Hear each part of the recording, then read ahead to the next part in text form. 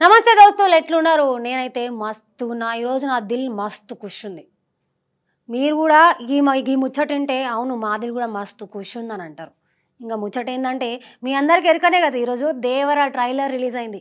ఇంకా ట్రైలర్ చూసినాక నాకైతే చాలా రోజుల తర్వాత ఒక మంచి ట్రైలర్ చూసినా అనిపించింది.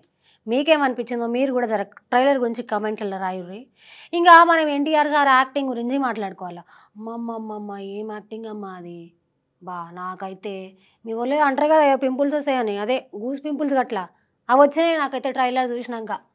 అసలు ఆ విజువల్ ఏంది, ఆ యాక్షన్ ఏంది, ఆ, అసలు ఆ సొరచాపని ఎన్టీఆర్ పట్టుడేంది, అమ్మమ్మ ఏదో హాలీవుడ్ మూవీ చూసిన ఫీలింగ్ వచ్చింది నాకైతే.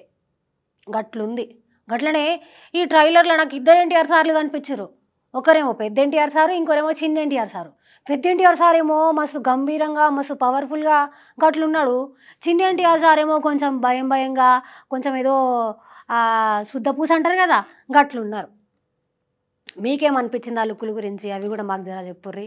గట్లనే ఇక మనం మెయిన్‌గా మాట్లాడుకోవాల్సింది సైఫ్ అలీ ఖాన్ గురించి. అబ్బా! ఆ విలనిజం ఏమన్నుందా అసలు? అంటే ఆయనని ఇంతకుముందు సినిమాల్లో చూసినట్టు లేదు.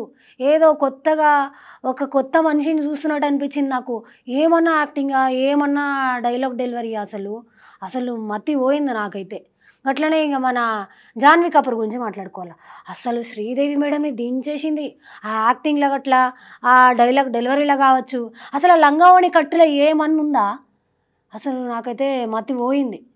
ఇంకా ఇప్పుడు ఏమో అంటారు కదా, ఈ అబ్బాయిలు క్రష్ అంటారు కదా, గట్లా ఈసారి తెలుగు ఇండస్ట్రీలా జాన్వీ కపూర్ ఒక క్రష్ అనమాట. ఆ క్రష్ కోసం అన్న సినిమా చూస్తారు. ఇంక అట్లనే మనం కొరటాల సార్ గురించి మాట్లాడుకోవాలా. ఇంక ఇంతకుముందు సినిమా ఎరకనే కదా మనకి, ఆచార్య కొంచెం అటర్ ఫ్లాప్ అయింది. గట్లనే దేవర కూడా అవుతుందని చెప్పి చాలామంది మాట్లాడుకోరు. వాళ్ళందరికీ గట్టి సమాధానం ఇచ్చినట్టుగా ట్రైలర్ వదిలిర్రు.